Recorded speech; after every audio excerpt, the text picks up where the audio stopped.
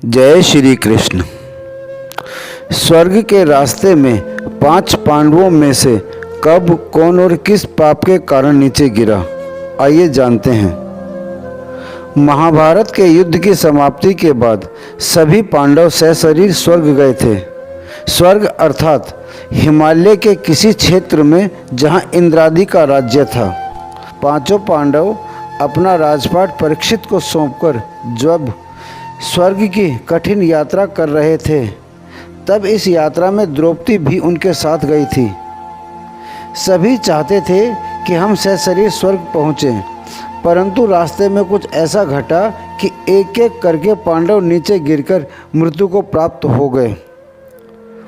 यात्रा के दौरान जब पांडव बद्रीनाथ पहुँचे और वहाँ से आगे बढ़े तो सरस्वती नदी के उद्गम स्थल पर नदी को पार करना द्रौपदी के लिए कष्टकर हो रहा था।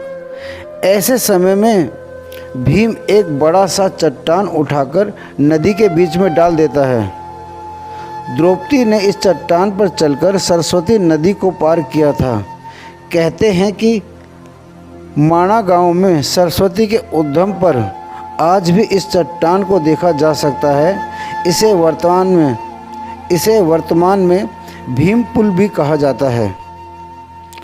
हालांकि महाभारत की कथा अनुसार 5 पांडव, द्रौपदी और एक कुत्ता आगे चलने लगे।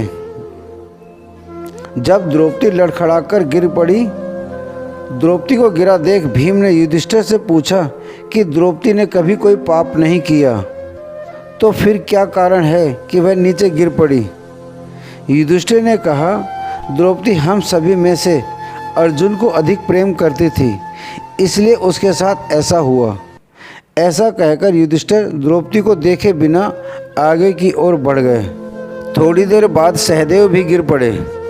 तब भीम ने पूछा कि सहदेव क्यों गिरा।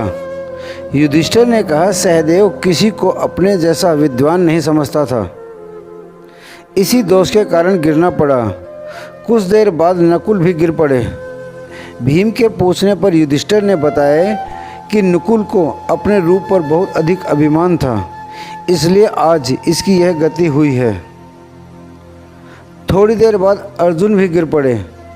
युधिष्ठिर ने भीम से कहा कि अर्जुन को अपने पराक्रम पर अभिमान था। अर्जुन ने कहा था कि मैं एक ही दिन में शत्रुओं का नाश कर दूंगा, लेकिन ऐसा नहीं कर पाए। अपने अभिमान के कारण ही अर्जुन की आज यह हालत हुई है। ऐसा कहकर युधिष्ठिर आगे बढ़ गए। थोड़ी आगे चलने पर भीम भी गिर पड़े। तब भीम ने गिरते वक्त युधिष्ठिर से इसका कारण पूछा, तो उन्होंने बताया कि तुम खाते बहुत थे और अपने बल का झूठा प्रदर्शन करते थे, इसलिए तुम्हें आज भूमि पर गिरना पड़ा। यह कहकर युधिष्ठिर आगे चल दिए। केवल एक कुत्ता ही उनके साथ चलता रहा। युधिष्ठिर कुछ ही दूर चले थे कि उन्हें स्वर्ग ले जाने के लिए स्वयं देवराज इंद्र अपना रथ लेकर आ गए।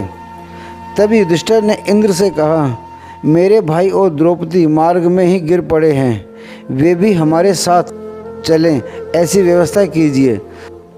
तब इंद्र ने कहा कि वे सभी शरीर त्याग कर पहले ही स्वर्ग पहुंच चुके हैं, लेकिन आप सशरीर स्वर्ग में जाएंगे।